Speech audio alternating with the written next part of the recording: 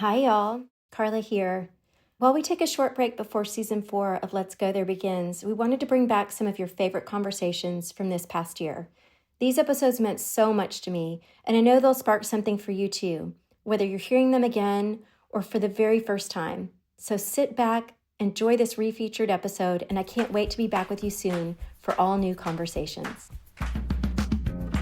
Hey, y'all. Let's go there.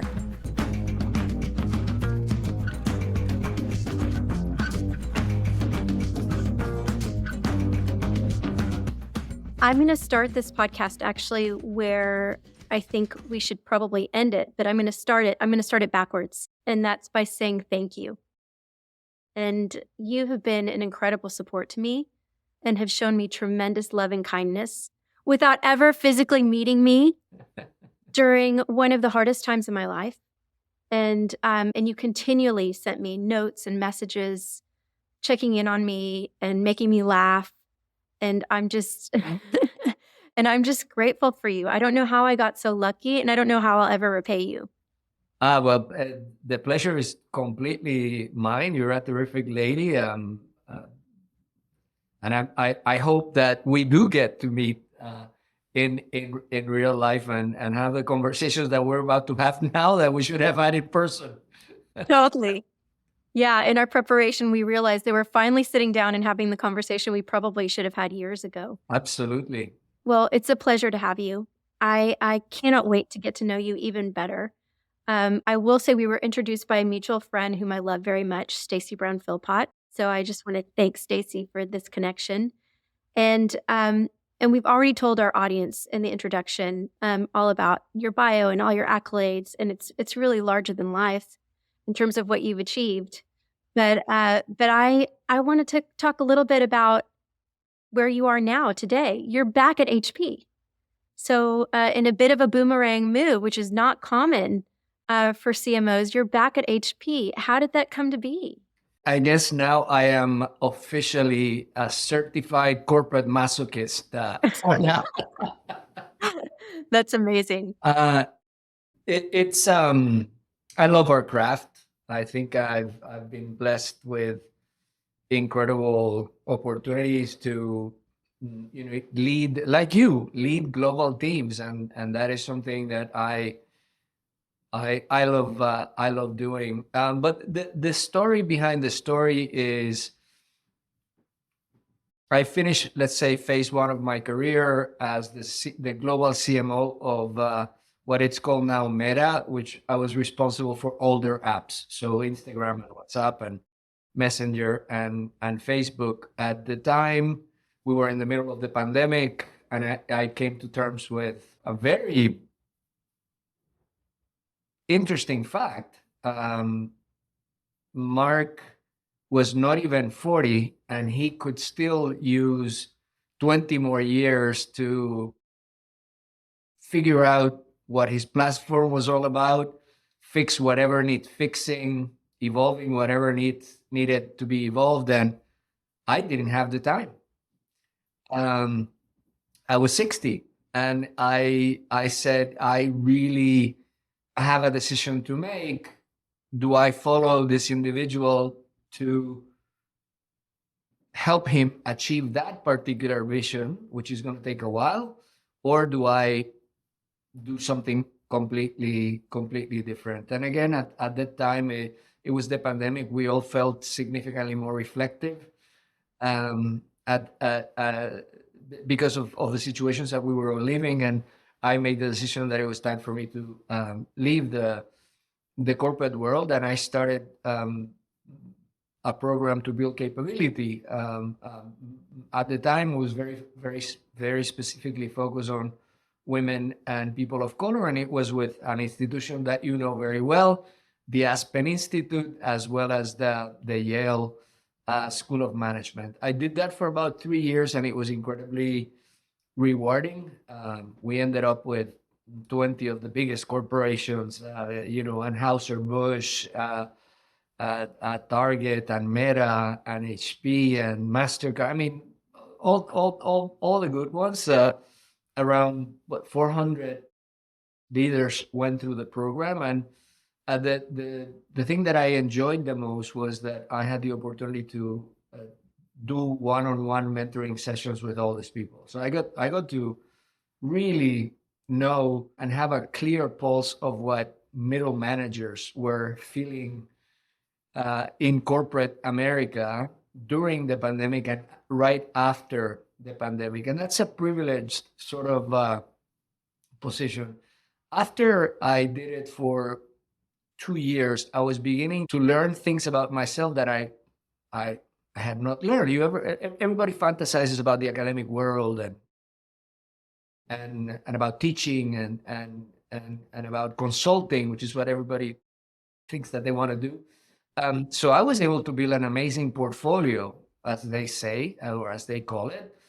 You know, I was executive fellow at Yale. I had my program, LEAP, and then I was participating in some very interesting boards, all within the ecosystem. I had built it in such a way that all the different pieces, academic, my program, and boards were all going to be able to fit each other within the same sort of ecosystem. It was all within the marketing environment, if you will. But I came to terms with several things. Number one, I am not a good consultant. I can relate to this. I could be remunerated by it. People would like the fact that I was in a meeting. I did not enjoy being a consultant at all. So whether I was consulting to my people or to the companies that at the program that I was doing, or doing the board work that I was doing, or even the work that I was doing with Yale, it's not something that I enjoy very much. I'm an operator. I'm a hands-on type of individual. So that was point number one. Point number two is I was feeling scattered, meaning I was here and tomorrow I was there and the other day I was over there. And for a lot of people in my generation, that's like the ultimate dream situation, where you have a lot of flexibility and you're switching environments and you're switching topics and you're switching people. For them, that's like the ultimate intellectually stimulating turf. For me, I was feeling completely scattered, and I needed a bit of an anchor. Yeah, intellectually, you could put the anchor wherever you want, but I mean physical anchor. And the last part, Carla, which is probably the biggest part, I was beginning to feel very isolated. Although I was in Zoom meetings and traveling, and I was feeling isolated. I have always enjoyed being part of a meaningful ecosystem and being able to contribute to that ecosystem. For someone that in my past, 20 years ago, suffered from chronic depression, that one thing that you learn to run from like a plague is the feeling of isolation. So I was, as soon as I began to get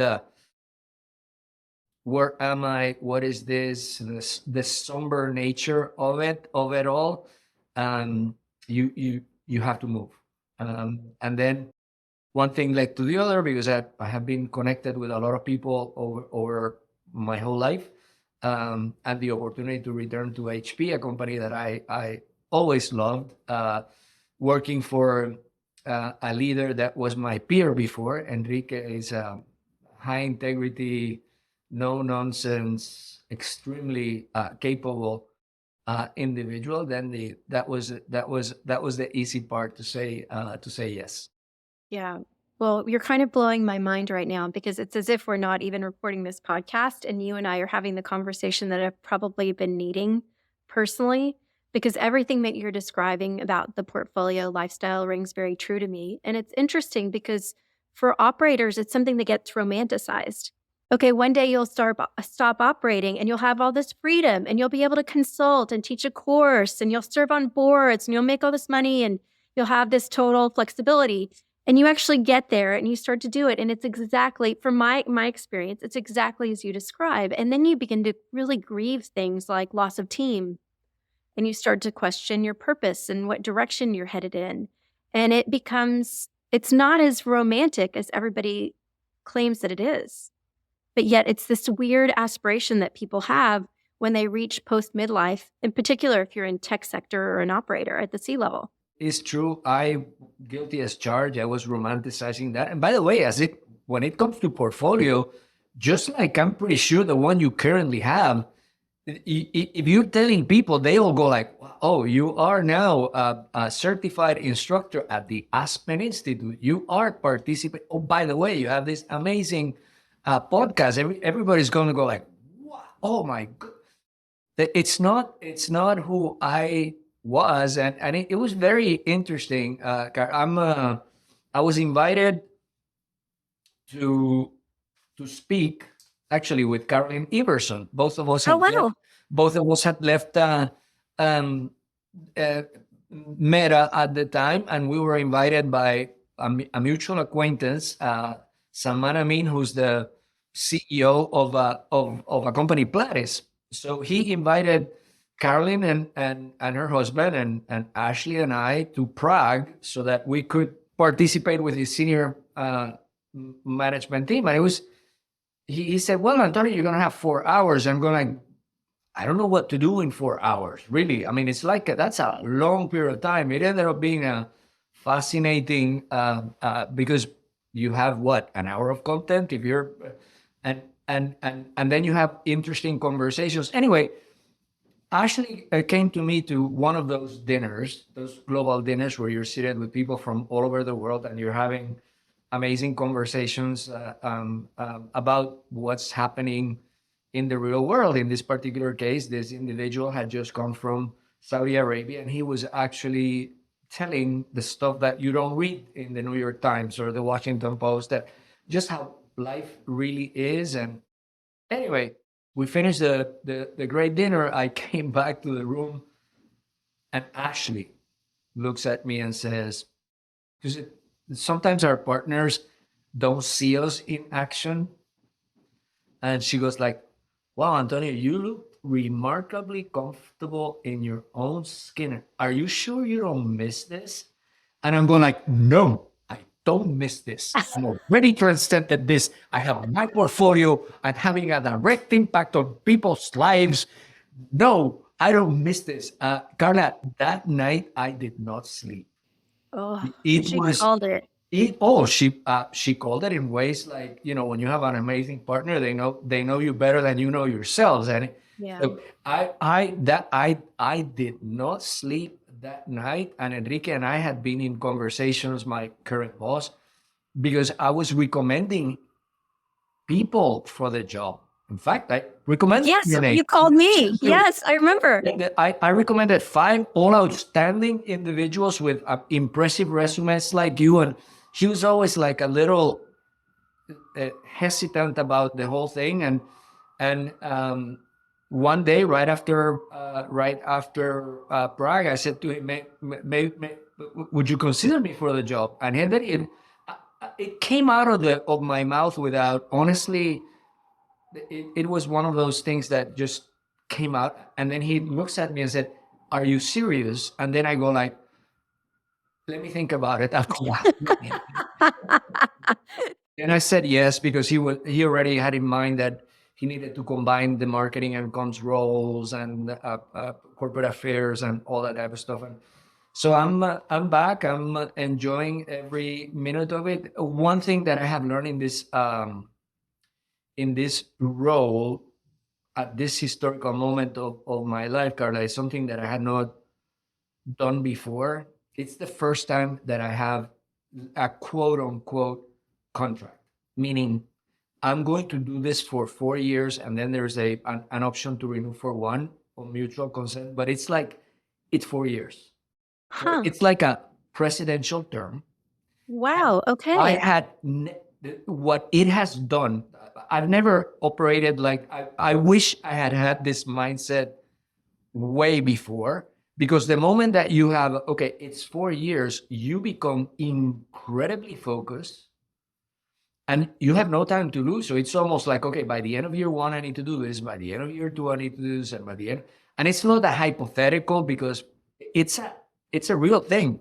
Yeah. So by the end of my tenure, I need to have the person in the chair. I need to have that will replace me, and it has given me a level of focus is the right word that I had not had before, and a sense of urgency that I had never experienced before. So the whole 4-year mindset is something that when I'm talking to CMOs or potential CMOs, that you approach it this way because it's going to help you a lot. Yeah. I love it for two reasons. I love it for the sense of urgency, but for CMOs where the average tenure is less than 2 years, it's probably close to a year right now. That's right. It also sets expectations that this is going to take time. And here are the milestones along those 4 years. And we are all in alignment in terms of how we're going to see this progress over time, because you can't move a market in under a year. So that's fantastic. And as you know, in these big organizations like the one that you used to work and the one, just to get to know the law of the land and how things shift and how decisions are made, the difference between the real and the effective power, those things take time. Yeah. Take That would have been a game changer for me. Yeah, that's phenomenal. Okay, so you're happy at HP. You're back operating. Again, a role model for me. You know, you've had an amazing career. You're highly decorated as a marketer, and you were recently inducted into the Hall of Fame in Cannes last year as a result. And you've worked for some of the world's biggest brands, running their marketing. But you mentioned something that I don't want to speed bump over, and you and I have exchanged text messages over this, which is your mental health. Mhm. And you and I had never talked about this before, but I have struggled with depression too. And so I'd love for you to share a little bit about that struggle and what you learned, because it's hard to operate at the levels that you operate when you're battling depression. Yeah, well, it's easier for me to look back and say, okay, this is what happened. The truth of the matter is that when you're running, 150 miles per hour and jumping from country to country and thinking that you're Superman, it doesn't happen until it happens. So, um, in my particular case, I was making several mistakes. Number one, not being fully aware of the signals that my body was sending me. The fact that I wasn't sleeping well at night consistently, and I was blaming it to the jet lag because I was traveling like crazy. The fact that I needed several cups of double espresso in the afternoon because I was overly tired, and I could blame it again. No, it's the jet lag. Is that it's the this, it's the that, and the truth of the matter is that my body was signaling. Um, there are there are issues here. The fact that despite all the successes that you were talking about, the fact that I had remarried with Ashley, that we've been together for close to 30 years. I mean, this was kind of at the midpoint of our life, and so I was very happy, and my daughters were healthy, even though everything was going well, I had this shadow. It was like a weight in my shoulder and a very dark sense of doom that I didn't. I would play um, these movies in my head where I was going to end up a hobo in the middle of a street, and the whole world was going to discover that I was a fraud. And I could, honestly, Carla, I could feel it, I could smell it, it was almost a very physical and visceral type of feeling. And then you become to, I used to call it my dark side. And then you begin to almost make it sublime. It's like, oh, that dark side is the source of all my creativity, of all my charisma. Without it, I am going to, I cannot. So and then then one day in Brazil, very late at night, I was contemplating doing something really awful, and that's when I it hit me that I needed help. Oh my gosh. And at the time, so the first thing was not paying attention to it and running. The second mistake that I was making was, for some, again, these are illogical stories, seeing from where I'm seeing them today, but I had created this division of professional life, personal life, and I will not blend them at all. It was almost because I'm traveling so much. When I'm home, I'm just about being home, and I never was sharing the stuff, the pressures, the trips about it. The same holds true for the work. I had kept them as completely separate worlds, and I had this impossible dream that I was going to balance, and it became almost mathematical. Okay, I gave so many hours here, now I have to give so many hours there, and again, a house divided cannot stand. Mine was a personal a personal house, completely divided, and then the last piece was this. I had this. I had a very strange relationship with my dad. He's an extremely Catholic man, old Spaniard, extremely conservative. I grew up in Puerto Rico with a significantly more liberal sort of mindset, and there was this thing that, because of he was who he was and his circumstances, and I am who I am, and my circumstances, they're completely different. But he I still have images of him sitting in one of our couches, just complaining about life and about how things were wrong and should be better and all this type of things. I'm pretty sure that all he would have never admit that, but he probably suffered from severe depression. Yeah. Again, I didn't understand it at the time, but it was kind of like, but the whole notion of being in a chair, complaining and not acting, when it came to me, I became the opposite of that. I had to be moving and acting and solving and solving and solving and solving, because if I didn't do it, I was going to end up like him in a couch complaining and blah, blah, blah, blah. Again, irrational stuff, but very, very, very real for me. So at the time, this was my first job as a CMO of Pepsi. It was my dream job. I was a history major. I was able to see and live everything that I had studied in college in real life. I remember going to my boss and saying, "Listen, this is happening to me.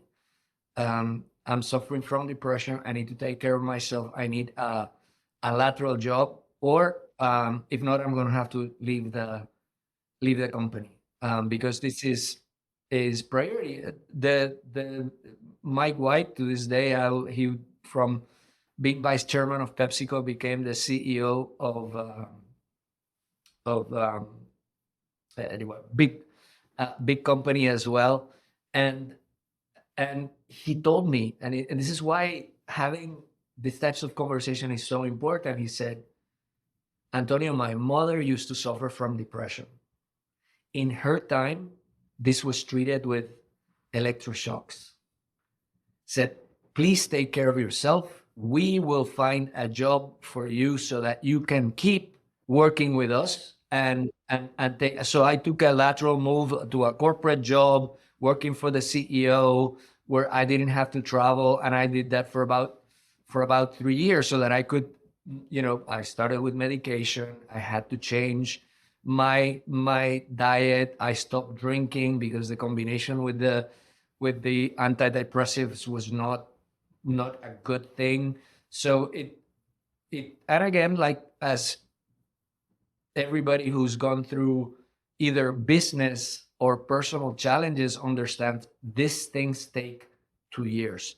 There is Yeah. no shortcut. I mean, of course, you have improvements on the way, but it takes 2 years for you to say, I am in a very different place than what it was with conviction. So I did that for actually 3 years. And then when I felt healthy and strong again, then I resumed my marketing career. I switched from PepsiCo to Visa because Pepsi didn't have a global CMO role at the time. I mean, of the corporate brand. Um, and anyway, that's my story.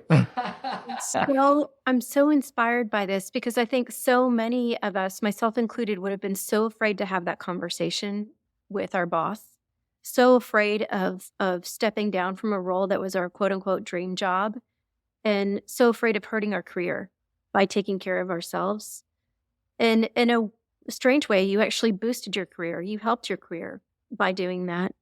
I think the other thing that's important to call out is someone once said to me that, you know, if you resist depression, it's just going to last longer.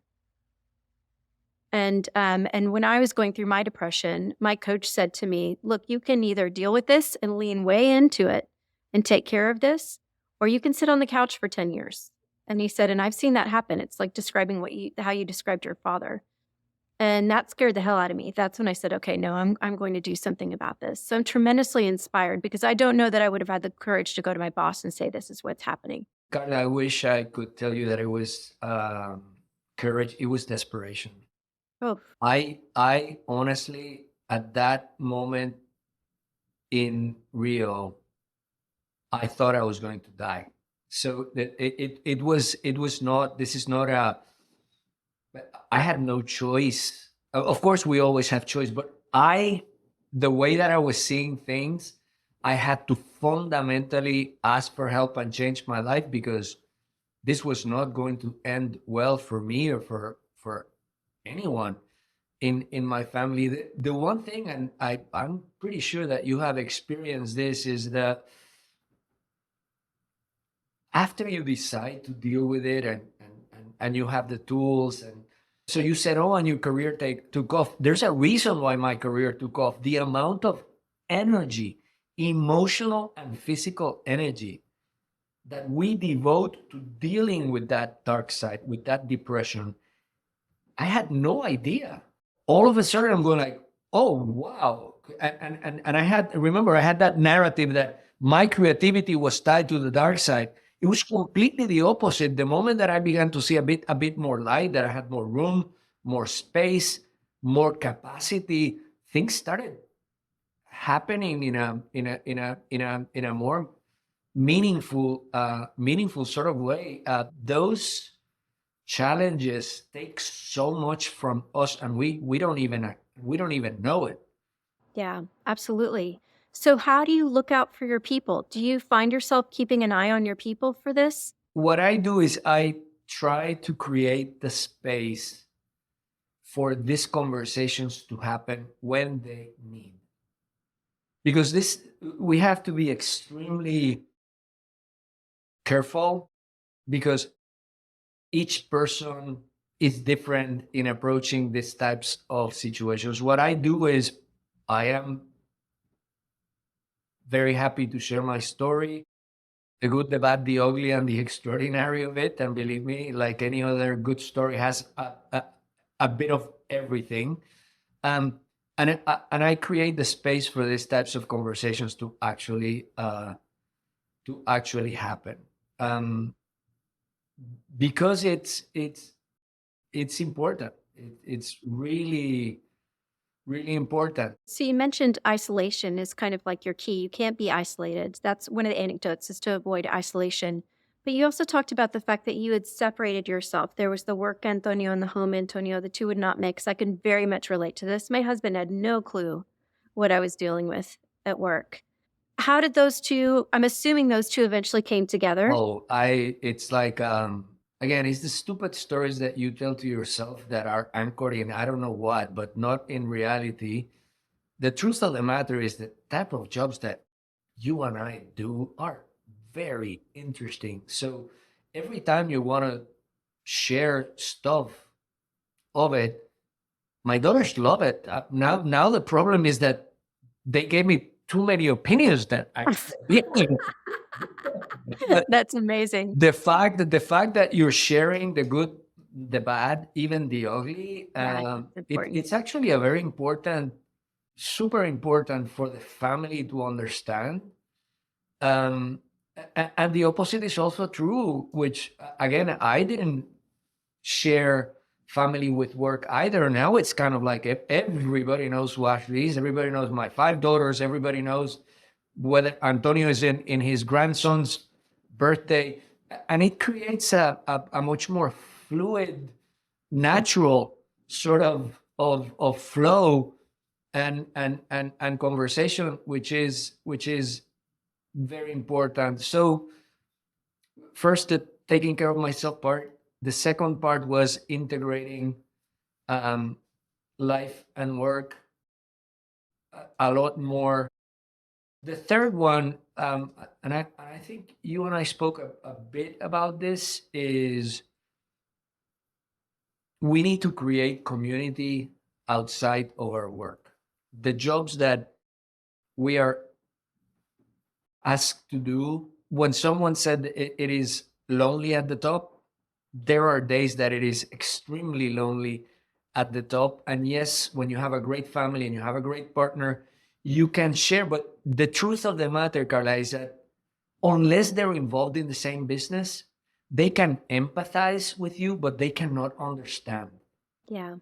And the whole notion that you need to create a community, which for me was new at the time, create a community of people like you that are doing your same role, whatever, outside of your environment, where you can go like, oh my God, I'm having the worst day of my life, and they don't blink.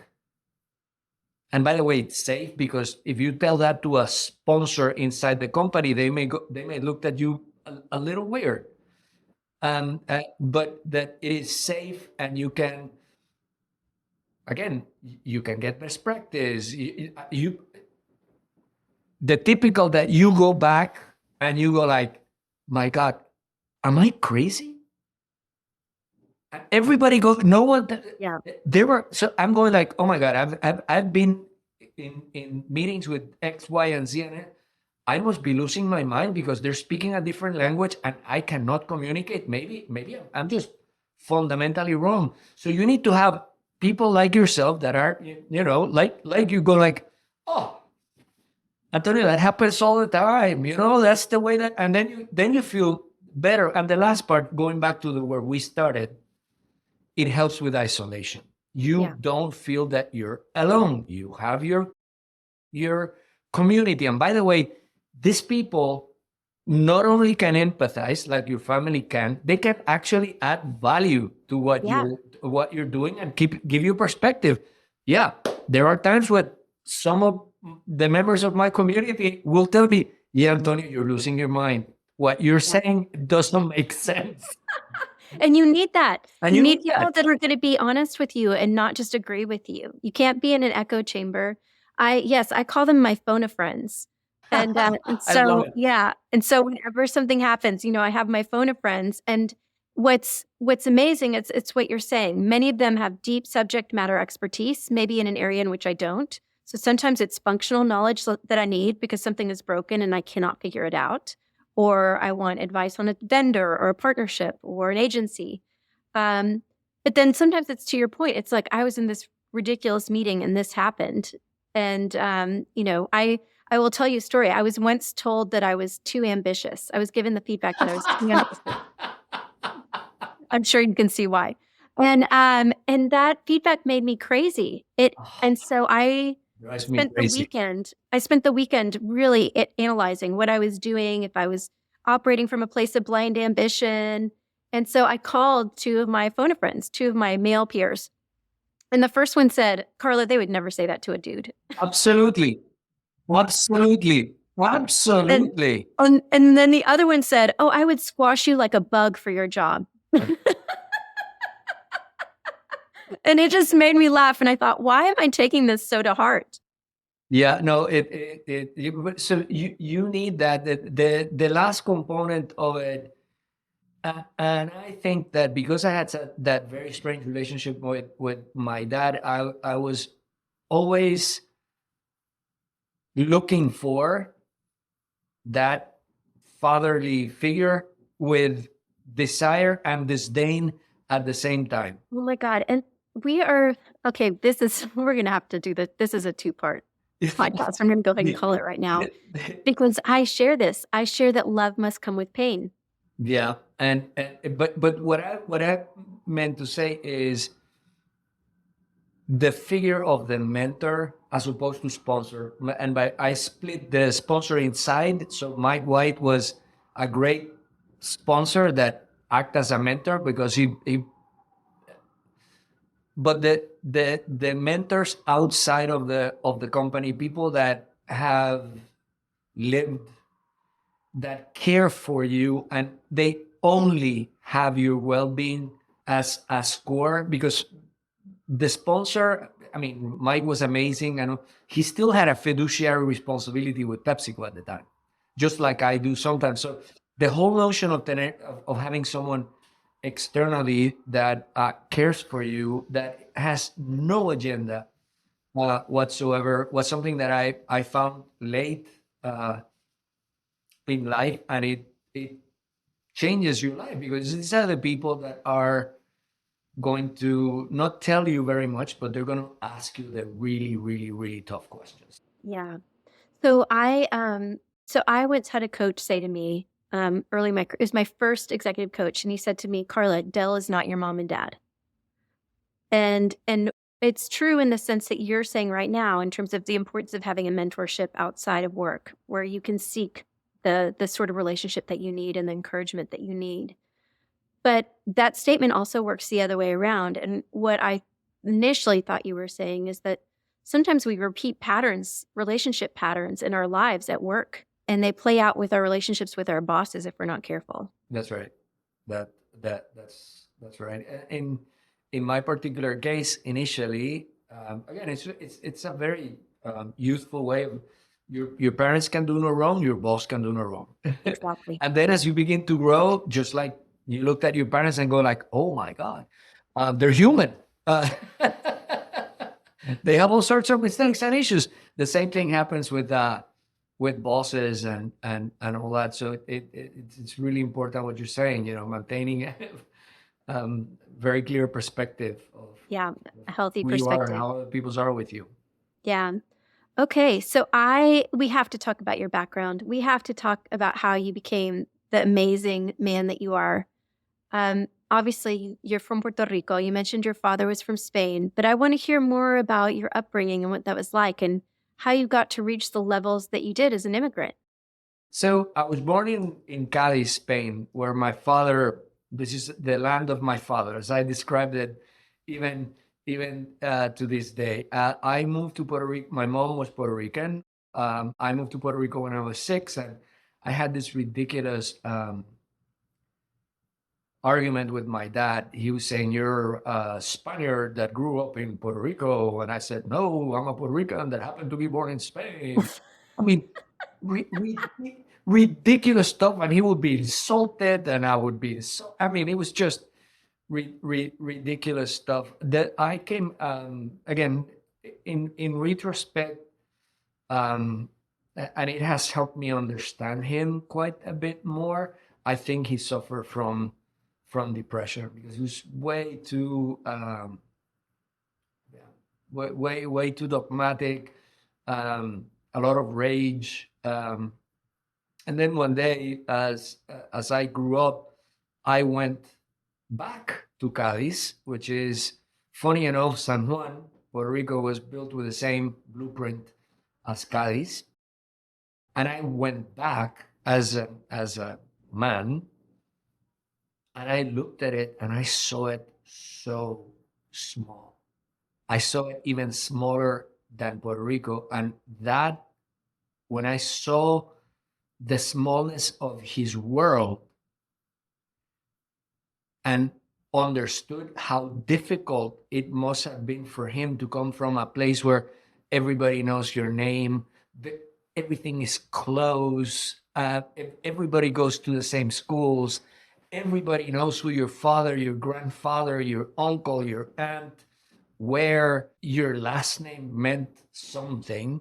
From there to go to Puerto Rico, San Juan, much bigger than Cadiz. Cadiz has 100,000 inhabitants. The city of San Juan, on its own, it's 1.2. It's still small, but the scale that he must have seen. And oh, and by the way, he went to work for his wife's father's business, in a culture where you use English and Spanish almost interchangeably, and it looks to the US as opposed to the rest of Europe. And when I saw how dramatic that must have been for him, I was able to understand him more. So, but he was extremely strict. Didn't want me to move outside. So when I said I'm going to school in the U.S., my mother and my uncle were the ones that helped me with the financial aid because we couldn't afford it. So the argument with him was, it's better to be. There's a saying in Spanish, cabeza de ratón que cola de león. So small fish, big pond. What the same. And I, again, was incredibly arrogant at the time. He said, it's better to be the head of a mouse than the tail of a lion. And I said, what if you want to be the head of a lion? You have to start in the tail first. I mean, horrible. I still think about it, and it just, because it was not even a fair fight, because he was seeing the world from his perspective, and mine was, I shouldn't. I'm telling you this, and I'm still going like, mm. Yeah. Anyway, it was a much younger Antonio, but very strict, very Catholic, and I went to the States. I graduated from LSU at the time. I went there because a couple of my friends were there, and they gave us great financial aid. And then probably one of the most strikes of providence or luck or whatever you call it was the fact that I came from LSU. My parents got into some economic situations and all that, so I couldn't stay. I wanted to go to law school. I couldn't stay in the United States. I had to return. I started law school in the University of Puerto Rico. I wanted to be a history teacher. Well, I was going to go to law school at night. And then there was a political strike that closed the University of Puerto Rico for about a year. At that time, I couldn't find a job as a teacher, not even in my high school. And someone's told me they're looking for people like you, which I don't know what it meant, in a company called Procter and Gamble. Ah, I didn't know what Procter and Gamble was. The only business courses that I had taken was economics, because I was super intellectually stimulated by that, but I never took any business courses. I was going to be a lawyer and change the world as a lawyer. And I went in and I took the test that they normally take. I said things in that interview that if someone would tell me today, I probably would not have hired myself. Like, why are you going to law school? How are you going to manage law school and this? What are you going to do when you graduate from law school? I said, well, I'll become a lawyer for Procter and Gamble. I mean, it was just really. Anyway, the truth of the matter is that I got in, and it took me, I don't know, Carl, I think 10 years to actually come to terms with the fact that marketing is something that I really enjoy, because for many, many, many years, my sense of identity was determined by my father's perception of what I should have been, which was a lawyer. So Yeah. this was I had been at P&G for several years. I was already a brand manager and I had a kid. I mean, and my father will still describe me, this is my son who goes to law school. Yeah. And so anyway, it took me a very long time to act. So it was kind of like, I'm doing this, but in reality, I still need to figure out what else to do. And over time, I came to terms with, there are things about our craft that I'm passionate about. I love the analytics. I love the understanding of the customer's mind. I love the creative angles of it. I even love that how to get things done within a corporation. And then from I will tell you, it was 10, 15 years into my career that I said, no, this is what I want to be and this is what I'm going to do. The moment that you do, then you put more intentionality to it, and I think that's what propelled the rest of the story, if you will. Yeah, given your passion, that shocks me. I never would have seen you as the reluctant marketer. I too identified. Mine was a little different. I identified as a sales GM, and my first job was actually as a divisional CMO. I didn't actually grow up through marketing, and so I saw myself very much. For the longest time, I would say, "Oh, I'm a sales GM in marketers clothing." Like I wouldn't even admit. And even as much as I enjoyed it, it was very hard for me. And it was strange. It was an identity thing. Like I had seen myself as something different. When you grow up in consumer goods, marketing is not a career, is a means to an end. Mm, You want to be a GM. And most marketers come either from the commercial side where you were or from the yeah. marketing side. That's, by the way, most of the CEOs in CPG, even to this day, come from those two areas. It was when I was at PepsiCo, I was working for Indra, and I said I want to be a marketer, but you had already been division CMO. There is at the time, now there is, but there is no corporate CMO, and that's when I decided to. And she Wow. wanted me. She actually wanted me to take a line job. Wow. So the job didn't exist when you took it? I'm sorry. The job did not exist when you took it, the No, no, no, CMO no, job? no. I was the CMO of the international division. There were CMOs at the division level. There was not a global Yeah. CMO of PepsiCo, and so they were Yeah. not going to give me that job. So that's Wow. what she wanted me to do, is to move into the general management side of it. And I said, no, actually, I am a marketer. And that's when I joined Visa to become the first CMO and all that. But that was another inflection point. How do you want to spend your hours? The way that you spend your hours as a CMO and the type of issues that you deal with are fundamentally different than when you were the CEO. And listen, I love the fact that my boss loves what he does. He's going to make significantly more money than I will ever make. But I don't want his life. I really don't. The way that he spends his hours and the types of issues that he spends his time with, I rather do it with the people, with the issues that I do than his job. So that's also an important inflection point that we all go through. Yeah. Okay, so we're talking quite a bit about work and connection to work. Your team shared with me a study that has been done recently at HP, and I want to talk about it a little bit. It's called the Work Relationship Index. Tell me a little bit about what prompted this study, and the information that you found, because I found it to be part of why we started this podcast. Right after the pandemic, where everyone's relationship with work dramatically changed, we were working from home, not an office. Then this thing hybrid was invented. Then the divisions that we still have to this day, this, and that. And we're a technology company where what we create is tools for work at the end of the day.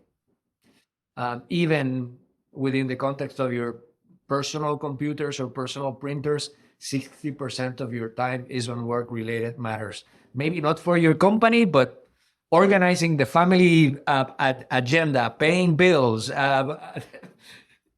helping your kids with homework, whatever it may be. So we said let's figure out how people are feeling, and what we found out was that only 27 the first year, 28 the second year, people could say that they had a positive relationship with work. A lot is being talked about, and about work-life balance. This is different. This is the way that you spend your hours when you are at work. And since we are spending more time at work than what we are with any of the other dimensions that makes us who we are, figuring out how we make that part more meaningful so that people can feel more fulfilling became a very interesting marketing um, um, uh, challenge for us to sort out. And what we found out is that there are there are very specific things that determine whether you're fulfilled at work or not. Number one, whether you find that there's a sense of purpose in what you're doing relative to what the company is doing. But this is not I'm here to save the world. No, it's about the work that I'm doing is making a very meaningful contribution to the company that I am. If I feel that that is the case, I'm anchored in purpose. It's a very narrow definition.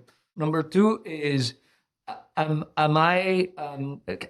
I derive a sense of community when I'm working? And again, this is very specific. This is not about we have a group of people and we're going to have drinks after work. That's not it. It is when we're at work, do I feel that I am working with teams together to achieve those goals that are in line with the company purpose and mind? So the whole notion of how do we work together. The third one is balance. But balance is not time at home versus time at work. Is the time that I am at work, I am devoting most of it to things that are important and meaningful. Today, that same data will tell you that less than 50% of our time, you and I, even at our senior levels, will find that it's really really meaningful. So if for example we were to say, you and I were to say, if we move from 50 to 60 to 65, you change your perception of work immediately. The last dimension of professional fulfillment is having the environment, and technology plays a part, as you would imagine, to create more moments of flow. Where it's not work-life balance. We've all felt that I am so immersed in my task. It is about deep thinking, creative thinking, and all that I lose sense of time. Very few people today would say that their current roles and the infrastructure devoted to doing that job will enable them to feel fulfilled. So that's kind of what the work relationship index showed us, and it creates for a very beautiful fertile ground for technology to play a very meaningful role in improving the amount of time that people are spending at work, whether you're at home or whether you're in an office. Yeah. So this is super key information, I think, for leaders to consider as we think about the future of work and what our people really need from us. It's alarming to think that 3/4 of the population is dissatisfied, pretty much, if I'm stating that correctly. So what is your wish, Antonio? Given the amazing career that you've had, given where we are today with respect to work and our relationship to work, what's your hope for the future? At a very deeply personal and work level, I just wish that my daughters and now my grandkids are able to live life to the fullest, that they are able to pursue those things that they feel they're important for them, and that we create a society that allows them to do so. So whether that is the work that I do with my daughters and now with my grandkids, or the work that I do at my workplace, or the work that I do more broadly at the community level, that's what I'm that's what I'm about. It's hard work. It is, again, we go through historical moments where things become a bit harder than other times. But again, it's like Martin Luther King used to say, the arc of history leans the right way, but it doesn't happen by spontaneous generation. We got to be putting it down so that it does. Yeah. Um, Yeah. as simple and as hard as it may be. Yeah. Well, I, for one, am grateful that we have not just leaders, but people like you in the world. I think that, the impact that you made on my life personally, I can't imagine the impact that you're making on the folks at HP and your team there, and also the marketplace. I just feel it gives me hope to know that there are people out there with a platform that care about the same things that I do. So thank you so much, Antonio, for your time today. I feel like we could I have so many more questions, but I want to respect your precious time. Anytime, Carla, and I feel the same way. We need more people like you in the world, and we need. I told you, I'm going to continue to bother you until you assume the big chair that you deserve and you get rid of your portfolio. Okay, I'm going to call you after this because we're going to have to strategize. Um, okay. Thank you again for your precious time. Thank you for the work that you're doing, and I look forward to keeping an eye on what you're doing at HP and to the future of work. Well, and we'll be looking after you as well. We need you very, very much. In fact, more than ever, as you know. No, thank you. We'll see you. Thank you for the opportunity. Bye Oh my bye. gosh, thank you. Thank y'all for listening today. If you're so inclined, please follow, subscribe, download, share, all of the things so that we can keep going. We appreciate your support so much. If you're interested in learning more, go to thecoeffect.co.